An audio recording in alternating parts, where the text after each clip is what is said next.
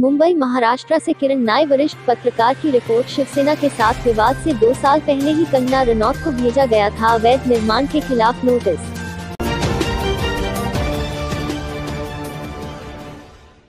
बुधवार को बीएमसी ने इस कथित अवैध निर्माण को गिराने की प्रक्रिया शुरू की, लेकिन कंगना यह कहते हुए कि उन्हें समय पर इसके बारे में नहीं बताया गया, हाई कोर्ट चली गई और अदालत ने तुरंत बीएमसी की कार्रवाई पर रोक लगा दी।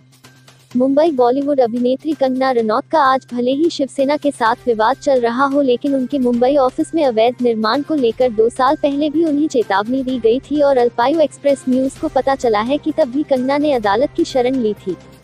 बुधवार को बीएमसी ने इस कथित अवैध निर्माण को गिराने की प्रक्रिया शुरू की, लेकिन कंगना यह कहते हुए कि उन्हें समय पर इसके बारे में नहीं बताया गया, हाई कोर्ट चली गई और अदालत ने तुरंत बीएमसी की कार्रवाई पर रोक लगा दी।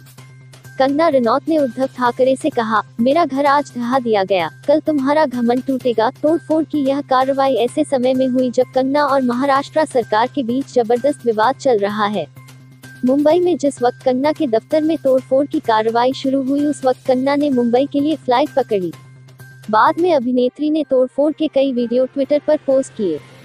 कंगना ने लिखा, मेरे घर में कोई भी अवैध निर्माण नहीं है। साथ ही सरकार ने कोरोना काल में 30 सितंबर तक किसी भी तरह की तोड़फोड़ पर रोक लगा रखी है। बॉलीवुड अब देखो फांसीवाद कैसा दिखता है। सोमवार को कंगना रनौत ने शहर के अधिकारियों पर खार स्थित movie production house Manikarnika films के ऑफिस पर जबरन घुसाने का आरोप लगाया था। उन्होंने ट्वीट किया था, मुझे बताया गया है कि वे कल मेरी प्रॉपर्टी को गिरा देंगे।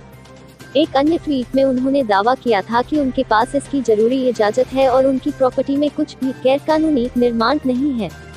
हालांकि एडिशनल सेशन जज कोर्ट के कागजात, जिन पर 20 अक्टूबर 2019 की तारीख है, बताते हैं कि 28 मार्च 2018 को मिले नोटिस पर अंतरिम राहत के लिए कंगना ने कोर्ट की शरण ली थी। इसके ऑर्डर पर 10 सितंबर 2018 की तारीख है। कोर्ट ने अपने आदेश में कहा था कि उन्हें कंगना को जवाब देने का मौका दिया जाना चाहिए और यदि जरूरी और अनुमति योग्य है तो वह अवैध निर्माण के नियमितीकरण के लिए भी आवेदन कर सकती हैं। कंगना रनौत ने जारी किया वीडियो संदेश। उद्धव ठाकरे, तुझे क्या लगता है? संजय राउत जी, आपने मुझे कहा कि मैं एक हरामखोर लड़की हूँ।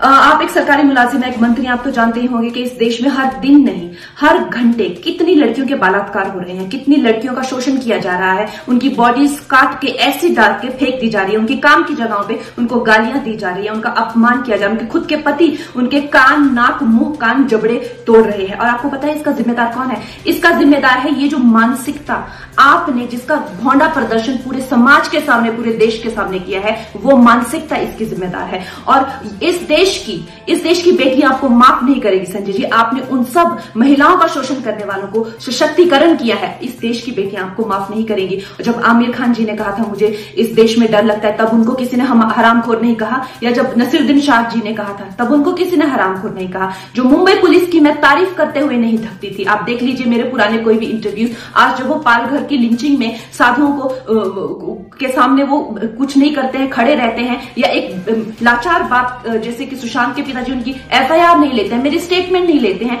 तो इस प्रशासन के चलते हुए अगर मैं उनकी निंदा करती हूं, ये मेरी अभिव्यक्ति की आजादी है, मैं उनकी निंदा करती हूं। संजय जी, मैं आपकी निंदा करती हूं, आप महाराष्ट्र नहीं हैं।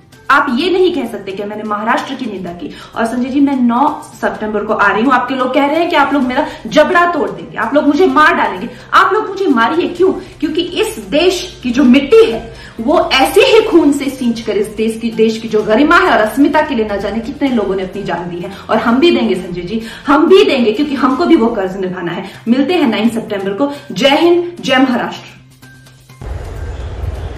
उद्धव ठाकरे, तुझे क्या लगता है कि तूने फिल्म माफिया के साथ मिलके मेरा घर तोड़ के मुझसे बहुत बड़ा बदला लिया है?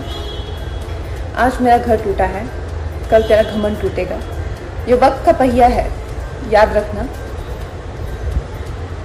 हमेशा एक जैसा नहीं रहता। और मुझे लगता है कि तुमने मुझ पर बहुत बड़ा एहसान किया है, क्योंकि मुझे पता तो था कि कश्मीरी पंडितों पे क्या बीती होगी। आज मैंने महसूस किया है, और आज मैं इस देश को वचन देती हूँ कि मैं सिर्फ अयोध्या पे ही नहीं, कश्मीर पे भी एक फिल्म बनाऊंगी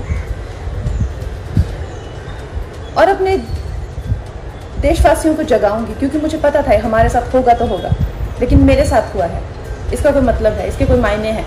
और उद्धव ठाकरे, ये जो क्रूरता और ये जो आतंक है, अच्छा हुआ ये मेरे साथ हुआ, क्योंकि इसके कुछ मायने हैं। जय हिंद, जय महाराष्ट्र।